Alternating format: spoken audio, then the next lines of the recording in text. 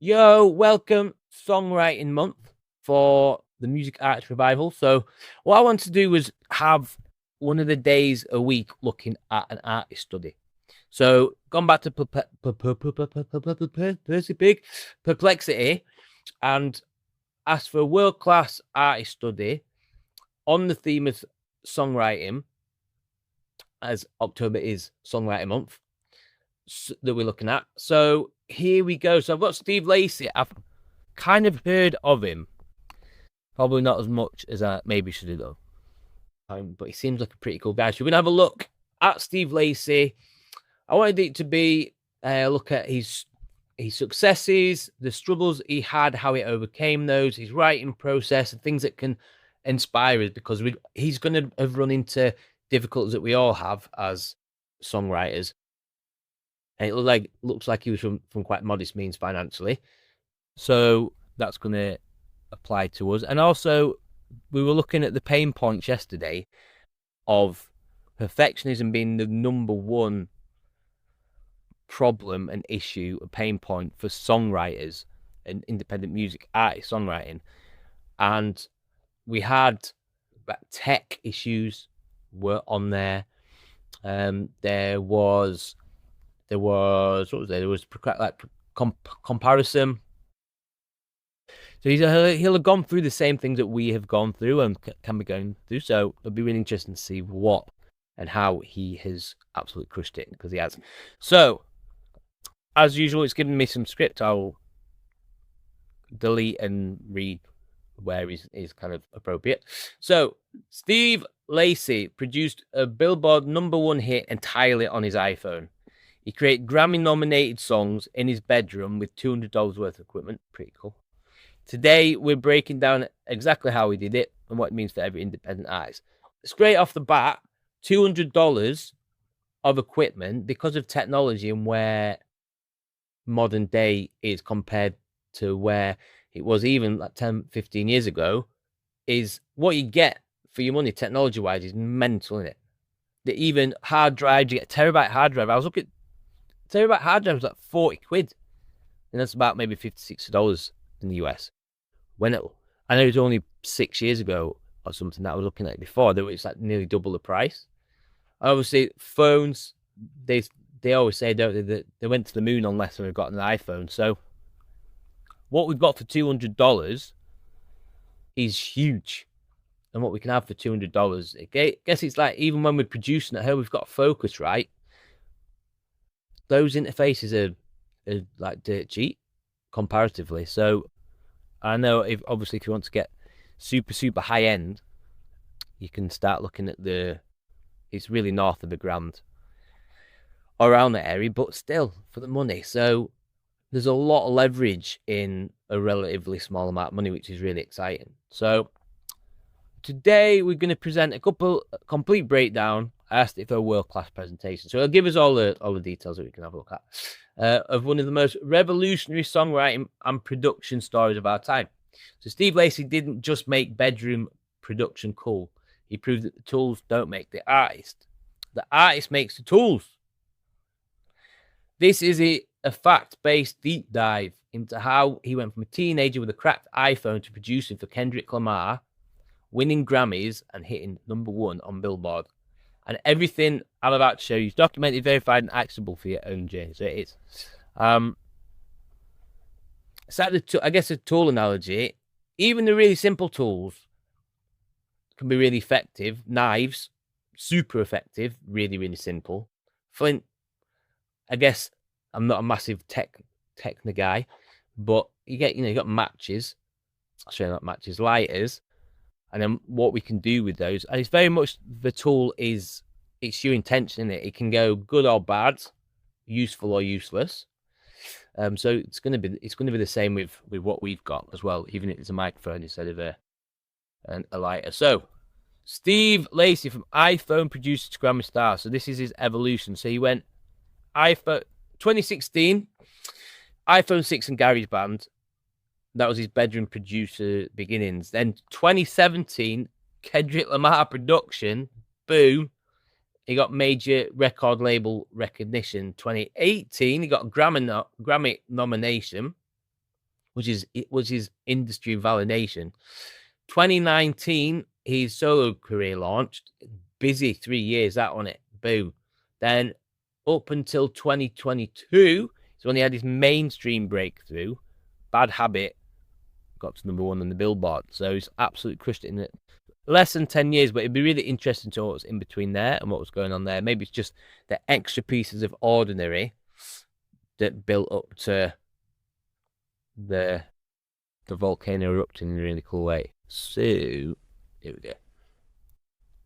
The facts. The facts, man. He started at age 18 with a cracked iPhone 6. He used GarageBand exclusively for the first 2 years. Total equipment cost was under $200, which was the iPhone, rig, and the cables. And he had no formal training, so he was self-taught on everything.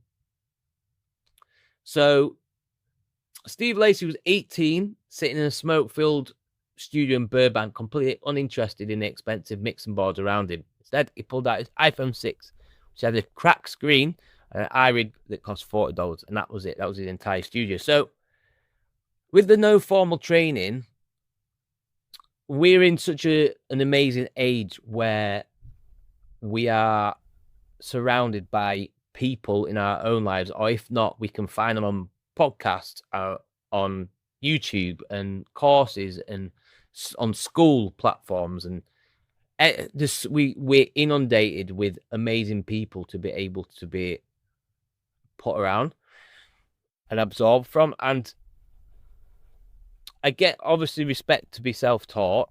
It's huge. And Simon Squibb, I really like him. If you haven't checked him out, check him out, because he supports entrepreneurs and he does amazing work. He's like influenced me as well, for sure. Just focusing on giving and focusing on doing the right things, and rather than succumbing to fear of not having enough or needing to ask for things before is just a normal kind of cool point in the conversation and letting people kind of discover you.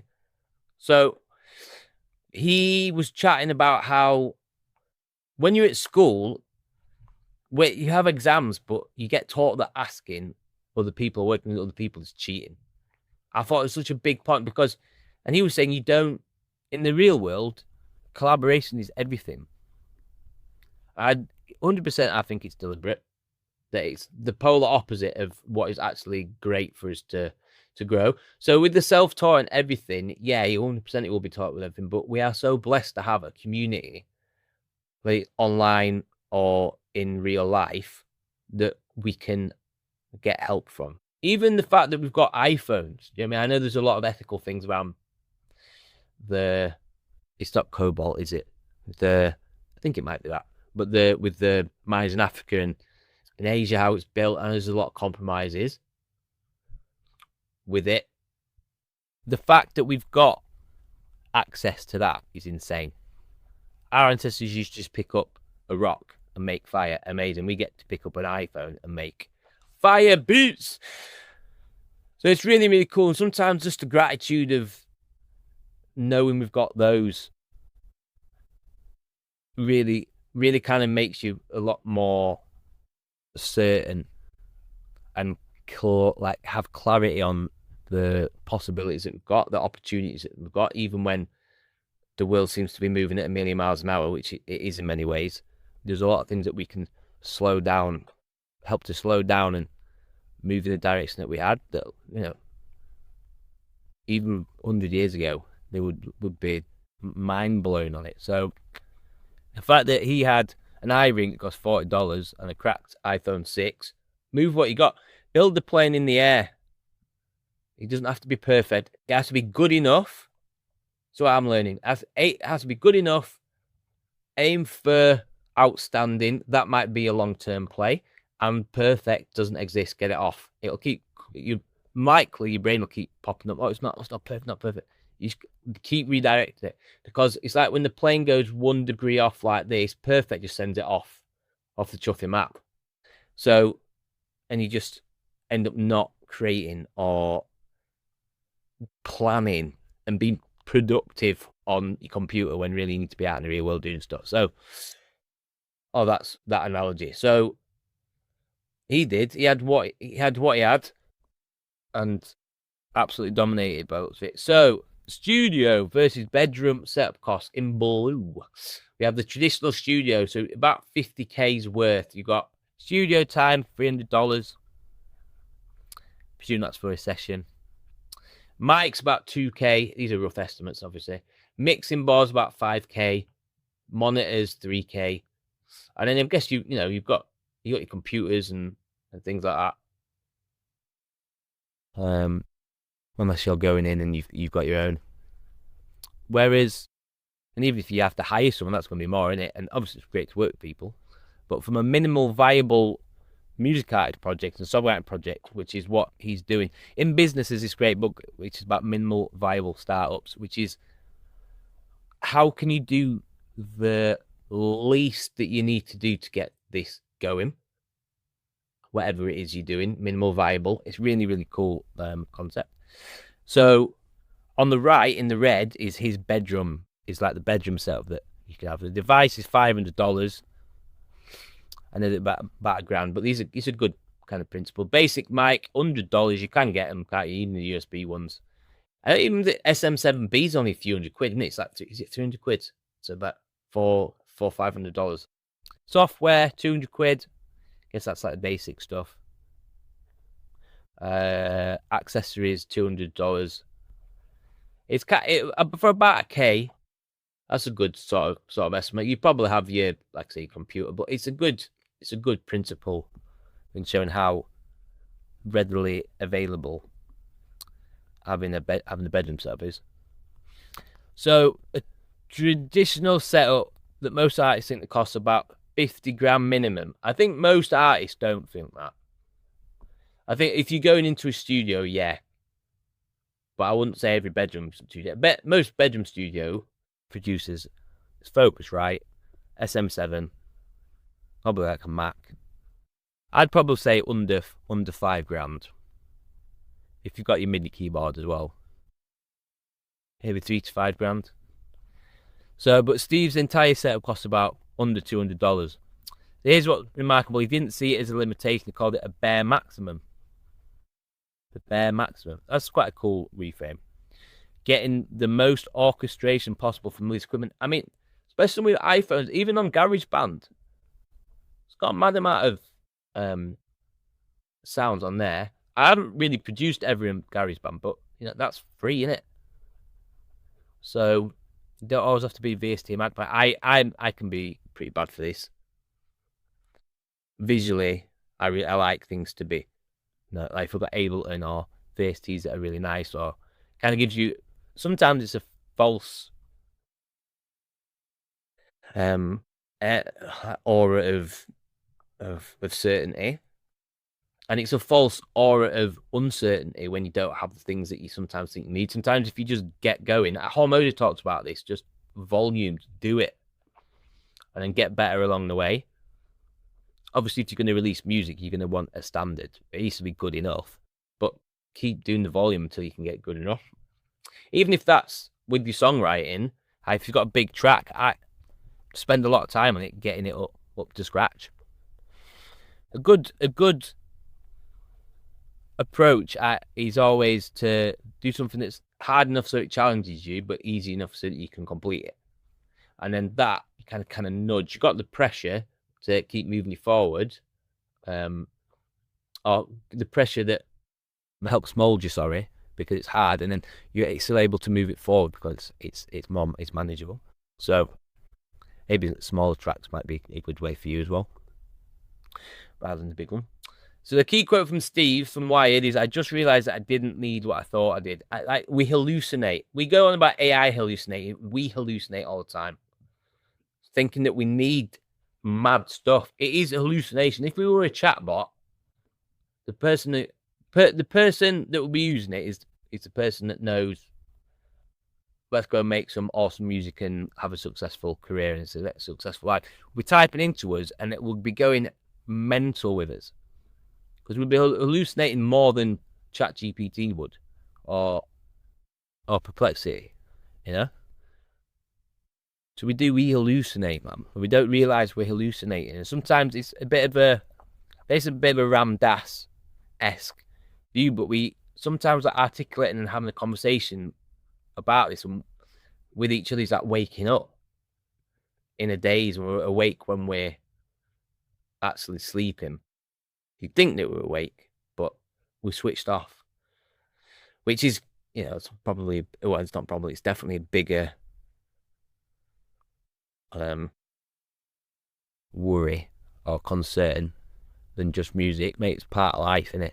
And there's a lot of people that want to stay asleep, which is why having conversations is brilliant, and seeing how people got over what we did. Even that quote, it's just reiterating it for ourselves and knowing that we can embody that and act 1% better than we would without it, you know, over the day, and that compounds, and we can get this plane from takeoff rather than just it being on the landing strip, and then when we get it up, we can actually get it on course.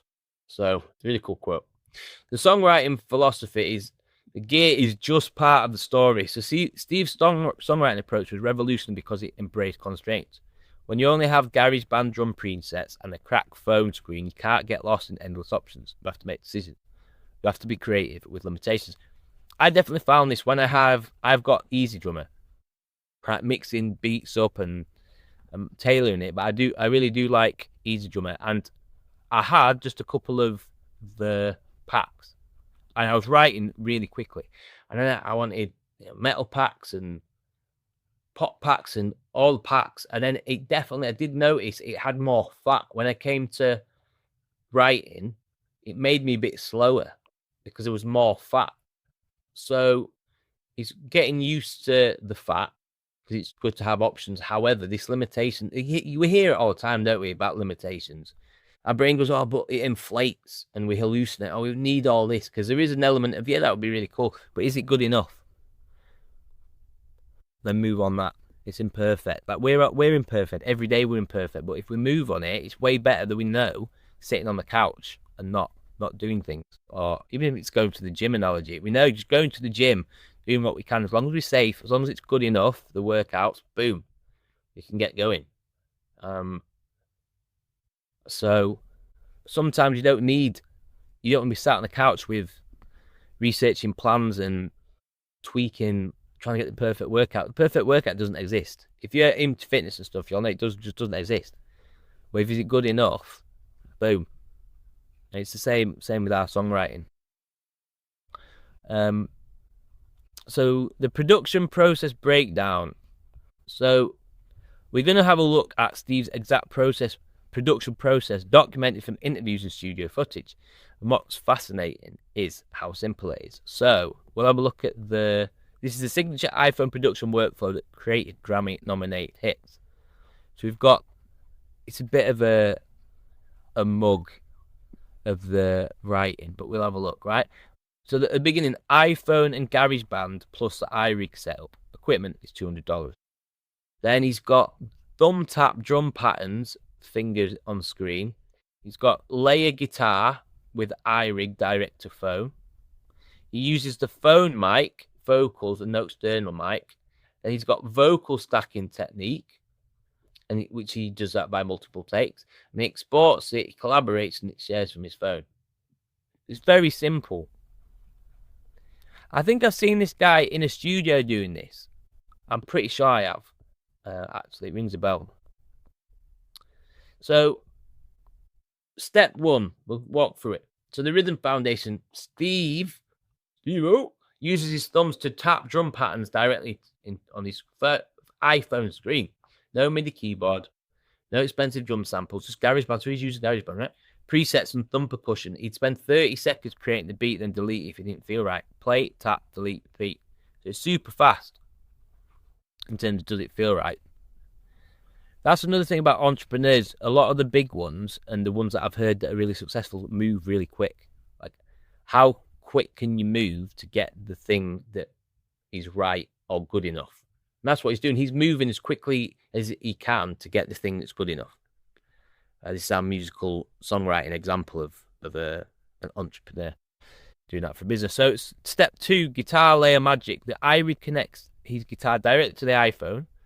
No amplifiers, no studio monitors. He records guitarists in 30-second segments, layering them over the drums. And if it doesn't work, he deletes it and tries again. His iterative approach keeps the creative flow moving. Again, 30-second segments. It doesn't work. His process is very quick. He knows what he wants, and he tries again. That's a big thing, because sometimes if something doesn't work, we'll just leave it, can't do it more, and it'll just sit. Maybe it's an idea on the hard drive. Maybe we just don't even save it. But maybe we just go watch Netflix or the new series or whatever because it's easier. Or we go on the phone because we can see a notification pop up. I wonder what he actually did with the notifications. I wonder if you put it in airplane mode, because that would definitely help the flow going. I don't think I could have it if it just kept beeping and stuff. The step 3, iPhone microphone vocals. Here's where it gets really interesting. Steve records vocals directly into the iPhone's built-in microphone. Most producers would say this is crazy, man.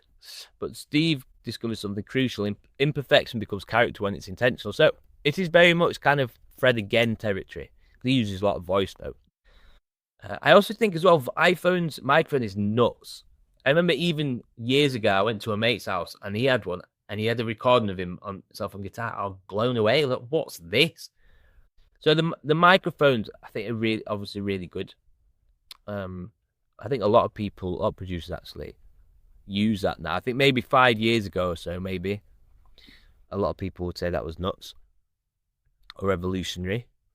I think now it's kind of become normal, especially as people are writing kind of more like this, really. At least in little bits. The vocal stacking secret. Steve's signature sound comes from vocal stacking, which, as I'm sure you all know, is it's recording the same vocal line, multiple times and layering them. It's that if you're not familiar with this, that Bon Iver does this a lot. He's a great person to hear him stack. I think Ray on her new single does loads of it. I think her chorus has no center pan vocals. It's all layered or stacked on the sides. So this technique borrowed from artists like Elliott Smith, I'm not sure I know him, transforms iPhone mic limitations into a warm, intimate sound that expensive microphones can't replicate. I'd like to challenge that, I don't know where that quote from. Intimate sound. I doubt that your Beyerdynamics or you need microphones or things like that can't replicate an iPhone mic, but the fact that it can create a warm, intimate sound is amazing. The same thing that we just sent WhatsApp messages to each other with. The career-changing moment. In 2017, Steve found himself in the studio with Kendrick. The room went quiet. Everyone was on their phones. Nothing was happening. So Steve spoke up, let them play some beats. This is how most artists would approach it, not rushing into collaboration, but first showcasing what they've been developed. That's pretty cool. If we're ever in a position like that, social situations are always great to be able to navigate, especially the big ones. You can often get a bit nervous. It also shows you strength. If you're aware and can navigate big situations in a normal, comfortable way, it shows a lot about you. The Pride story. So Steve played beats from his iPhone, including one that would become Pride on Kendrick's album. Damn. The entire track, which contributed to a Pulitzer Prize-winning album, was created on an iPhone. The beat that helped Kendrick win a Pulitzer Prize was made with thumb taps on a smartphone screen. You've got enough tech on you. Let's make some beats, man. Let's make some tunes. Let's make some ideas. Get the ideas flowing. This guy had a beat that won a Pulitzer Prize with his thumb taps on an iPhone 6. It was cracked. What you're watching this on now likely is more power than that. You can do it. He's got the music in him, and he's got the ability and trained the emotional reps to rinse, repeat in terms of get an idea down, delete if you don't like, start again. put an idea down. If you don't like it, try again. It's just the repetition of it. Ed Sheeran talks about this songwriting. He talks about it like a tap, doesn't he? He says that songwriting is a tap. You turn it on, it's like rattly and brown water. But instead of turning it off and being like, oh, I'm going to drink somewhere else, nah, keep it flowing, because it keeps coming out. You get fresh water that you can drink from. Not if you're in London or maybe New York, I don't know. And I read I think it was Mickey Six. I think he wrote a song with Dolly Parton. I might be wrong. Pull me up on it if I am. But he was saying Dolly's the same.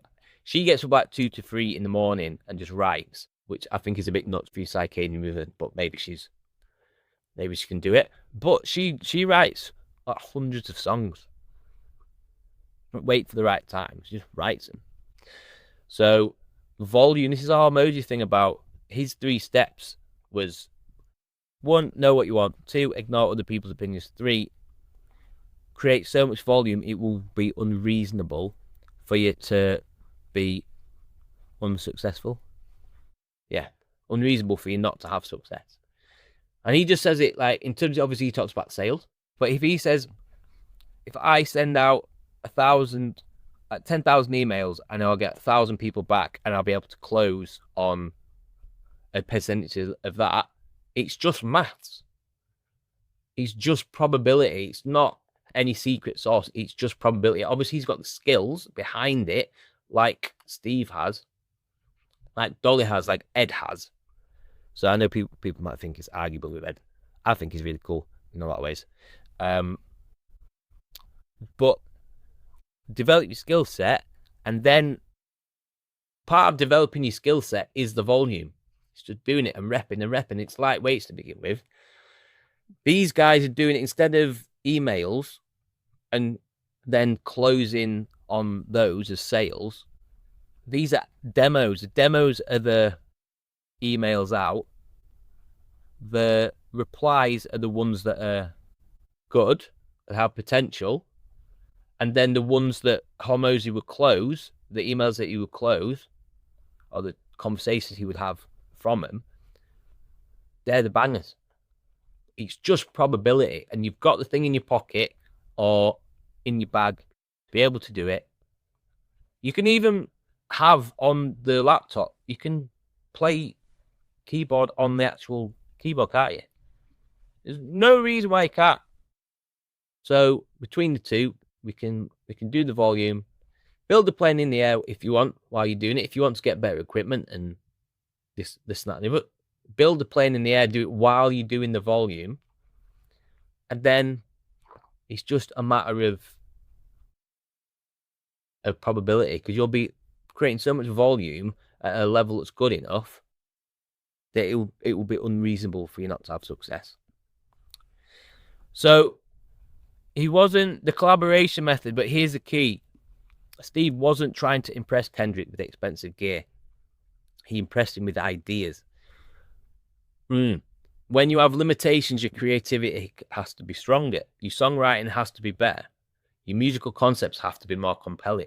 So with these limitations, you hear this all the time, don't you? What limitations can you put on yourself? If you're writing a song, is it the amount of tracks that you're going to have? Is it the amount of sounds? Is it the tech you're going to use? Is it the time frame? How can you be creative with that? Because life is essentially being creative with limitations in it. We have not got a lot of time on Earth, and half of it is just spent sleeping. And then within that, the first X amount of years, you're a child, and hopefully we'll be super sharp when we're old, but we might be sleeping a lot, and I don't know. Old age has its restraints mentally and as well as physically sometimes. So maybe that's with life. It is about being creative. It's being creative as we can within limitations. So if we, as above, so below, like you can see things in the big scheme and they'll be in the little picture. It's kind of like what I'm saying is like the Fibonacci sequence, where you see like the snail shell spiral in a snail shell, and then it's in the stars as well. It's like in galaxies. So it's as above, so below. So if our life is getting the most amount of juice out of it is being as creative as we can within the limitations, then that's a big thing for us, right? But so if we take that into the things that we do, we're working with the laws of nature and life rather than against them, and we're going to get the most out of it. Because if we look at the people that we admire the most, they were most likely the most creative in their life, whether that's because they went through hardships and didn't have money, and whether it was some 1870s wife and husband in mad conditions that grew up having to work since they were 9 or whatever it was, but they were so creative in their life that they managed to have a lot of love and success in whatever way, even just having a healthy life if they could, or with the life that they've had, they really got the most juice out of it. And really, whether it was the connection with nature or people or what they managed to give within those restrictions, they're oftentimes the most admirable people, as well as the people that are born into money and do incredible things with that money and are really creative and giving with it, as well as the people that make it, so these things we experience and feel and synthesize and can talk about and read books and documentaries and write songs about.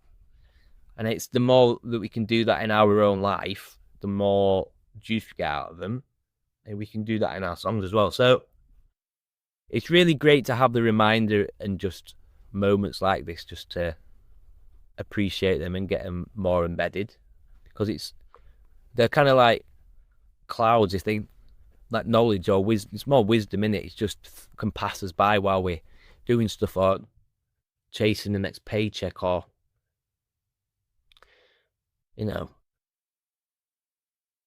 trying to get a bit of dopamine or however that is, or just the world's a crazy place, isn't it? So navigating that in however way we're able to.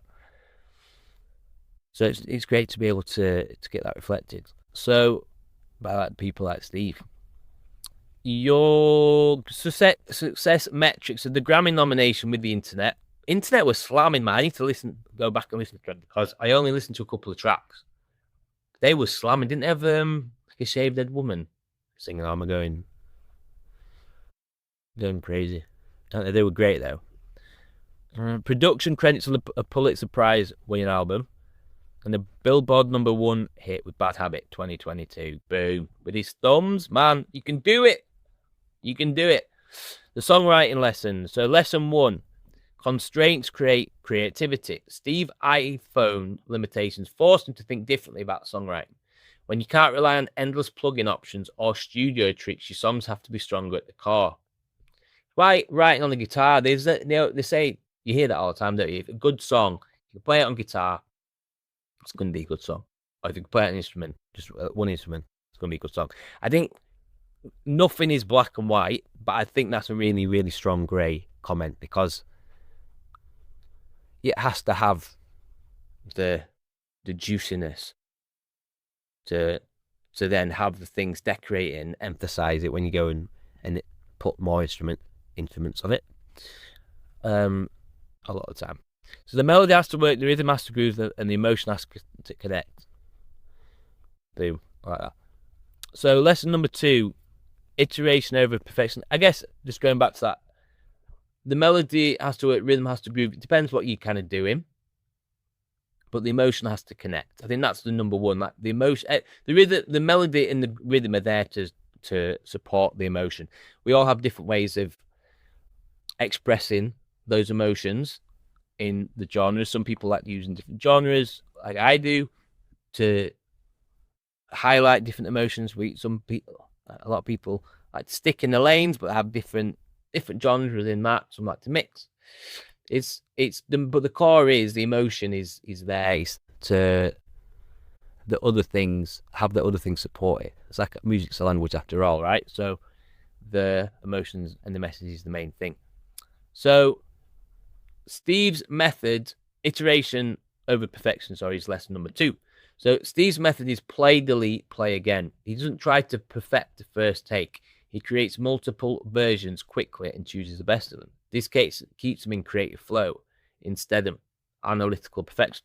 Again, as music as language, what he's doing there, we do this more as a child when we're learning how to speak language, and we have the adults there to help correct our mistakes when we're trying to express ourselves or help bring it out of us. Sometimes they even adopt the slang that we use, or if we say something wrong, they might adopt it and have a laugh with it. Victor Wooten talks about this. I'd definitely check out his TED Talks and the music lesson for that. But music as a language is a really great path to explore, and how the similarities in language and music are very strong. So the principles that apply to language will apply to music, and it'll help you become more articulate in your songwriting and your music. I've definitely found that for sure. So that's why the emotion is at the center, and then we have ways to structure sentences in different languages, and we have the alphabet and phrases and analogies and all these kind of things to be able to tell stories or jokes, but to get the message across, that it could be, like I say, it could be a joke, it could be a deep poem, or it could be like a biopic. We could always talk about the same thing. The message is put in different ways. Now that's how music is, isn't it? We have these messages that we send in, and sometimes they're the joke, or sometimes it's deep folk stuff, or sometimes it's like a big epic shoegaze sort of thing, or instrumental orchestral masterpiece.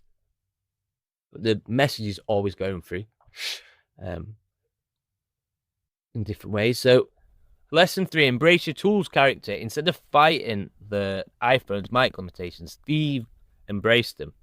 The slight compression, the intimacy, proximity, these became signature elements of his sound. So your limitations might be great strengths. I saw a bass player once, he didn't even have a thumb on his right hand, but he was on it, man. I remember watching him, and I was playing bass a lot of times. I was like, I haven't got anything to worry about, man. This guy just went hormosy big. And I know other people like Tony Robbins, loads of people have thought it, right? But he just went big on it. He knew what he wanted. Didn't listen to anybody, what they were going to say. And he created so much volume into practice and playing it. He was undeniable, his success. He was brilliant, man. You couldn't hear that he'd have like fingers missing or anything. He was brilliant, man. So, and his limitation it was his greatest strength in that, whether it was because maybe I didn't know the guy, I didn't speak to him, but maybe he practiced more because of it. You can have a stubbornness that's really, really positive for yourself. So lesson 4 on simplicity scale. So Steve's iPhone beats translate perfectly to full studio productions. Simple, strong ideas work at any scale. So complex production can't save a weak song. Strong song survive any production. Any production to a point has to be good enough, right? You give it to somebody who can't produce or can't mix, it's going to wash it out. But I guess the principle in terms of any good enough production, I think we should put that in the middle of it. So the career impact of bedroom production. Steve Lacy didn't just succeed as a bedroom producer, he changed the entire industry perception of what's possible. So we'll look at these numbers. We're not talking about modest indie success, we're talking about Grammy recognition, Billboard domination, and cultural influences. So we've got a key metric, is that billions? Sometimes it does this. 95 billion is he saying for Billie Eilish. 95 billion? That can't be 95 billion. But anyway, even if we take Billie Eilish smashed it, right? She's huge. They produced Phineas, and they were producing in the bedroom. And they actually, Phineas they go back, both of them, if they want that sound. Got Rex Orange County, Phineas, Steve-O. So, Billie Eilish, 8 Grammys. 95 billion streams. That's what it was. It wasn't money. It was streams. 95 billion streams, man. Insane. Rex Orange County, 8.5 monthly listeners, self-taught bedroom producer. Phineas, producer of the year, had a Grammy. He's saying they're not outliers. Bedroom producers are becoming the new mainstream. Even Post Malone had that. He was SoundCloud, wasn't he? I'm presuming he was a bedroom. I might be wrong, and he's massive now. Obviously, the artists creating culture of defining music are doing it from the bedrooms, not from $500 per hour studios. I would say maybe there are some. I think I don't know. Maybe I'm wrong about that. I think the point is you've got it. Even if you don't have thumbs, man, the bass player didn't have thumb. He smashed it. So if you can physically do it and you've got the limited but good enough gear, you've got it. Boom. Move forward with that. And then amazing things will happen if you just create volume that's good enough at a level that's undeniable for your success. It will be unreasonable for you not to be successful. It's just that probability like we were talking about before that Harmony was all about. So, actionable steps or lessons, for your songwriting. What you could apply today. You probably already have Steve Lacy had when he started. Probably more. Probably like the rocket ship that went to space. Probably got a whole lot more than he had. And even if you don't, boom. Gary's band and maybe your basic interface. The difference isn't the gear, it's commitment to creating within constraints. Knowing that it can be your greatest strength. Like, we're only one person, unless you're Siamese, but you're only one person. That's very limited. So, but what can we do as one person? How can we collaborate? Like, being one person is really cool. Imagine being Siamese is a different experience. I'm sure there's a lot of cool stuff with that as well. But this isn't about Siamese people. But constraints are all about. So how can we leverage that into our greatest strength? And if you've got frustrations, how can there be solutions? Everything's got its opposite, right? So if you're struggling with something, it'll have its solution. Sometimes the solution is using that thing itself, is the message we're getting from this. So the iteration method is adopt Steve's play, delete, repeat approach. Rolls off the tongue quite nice, doesn't it? Play, delete, repeat approach. Don't try to perfect your first idea. Capture it. Robin's one's about capture it. Create multiple versions quickly. Choose the best one. Move forward. Robin's is about that. Capture your day. What you got to do. Then you can chunk it and organize it and see what the most important things are to do today. Sometimes you can move it on to the next day. Sometimes you don't even need for it to be done. If you've got this big project, so you've got this goal, sometimes you might write 10 things that you can do or you need to do to make it happen, but actually you only need to do 4 and then it happens. So it's the volume, it's just undeniable. So that's what he's doing. He's choosing the next best forward. John Delaney talks about this. Like Guy V talks about this. Like people in different circles talk about this. Steve does the same thing. Move forward, choose the best one. Embrace your limitations. Your bedroom acoustics, your basic equipment, your inexperiences aren't problems to solve. The characteristics to embrace and they might be what makes your sound unique. I would say with that, if you can't mix properly and you want to do polished pop records, you're going to need to mix. So obviously we're going to have some sort of distinction there, but that's where the doing things good enough comes in. Doing things good enough and then releasing it. And what can we do in the meantime? So keep us moving forward. I saw this one artist, he blew up. He was for 2 years writing his songs, creating videos, all this kind of stuff. So he had like 5 months worth of weekly content. Boom, boom, boom, boom. The first thing went viral, big, but boom, boom, boom. He was waiting for 2 years. If you took 2 years, learn how to mix, learn how to sing, and came out with your solo album, boom, or your solo project, bam, you'd slap. That's obviously one example, but there will be other things with your limitations that you can move forward with now. You'd have to wait 2 years. So you focus on your core songwriting. Is when you can't hide behind expensive production, your songs have to be strong.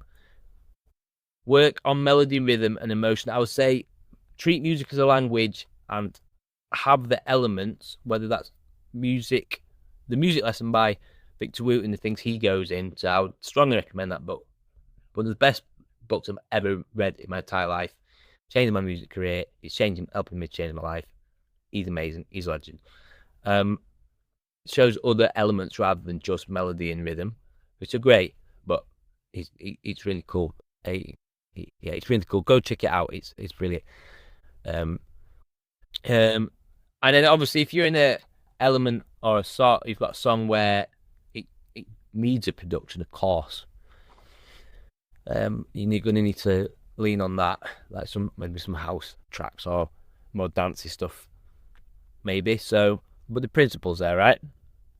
Make sure your song works with just one voice and one instrument. That's for singer-songwriters as a rough aim.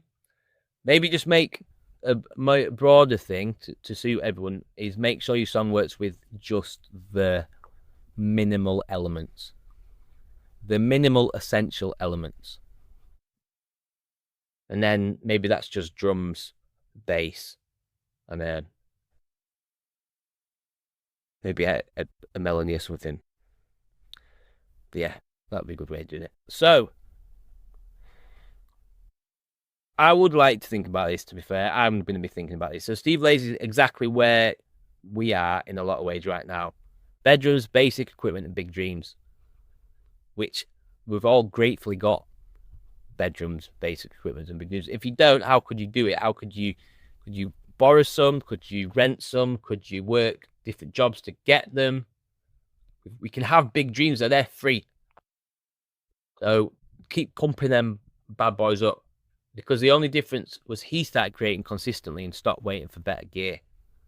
Keep creating, man. Keep creating. Volume is king, but keep your dynamics in your tracks. Quality volume, good enough volume. So, what are your current bedroom setup? Bob these in the comments, and what's stopping you from using it today? iPhone producer, what's the best beat you made in your iPhone? Or even just producers, like what's the best simple beat that you've made? That'd be really cool. What limitations are you using at the moment that are really accelerating you? And what limitations have you got that's frustrating you that you could help you move where you're not at the moment? Because live music, a team sports, man. Like, we're all finding this out together. We're all learning, all here to build each other up. We're a community on earth and in music. So let's learn and help each other, man. I hope you've enjoyed the video. If you stuck this far, big up. Even if you didn't, big up. I hope you have a dope day. Yeah, man. Peace. I'll see you soon.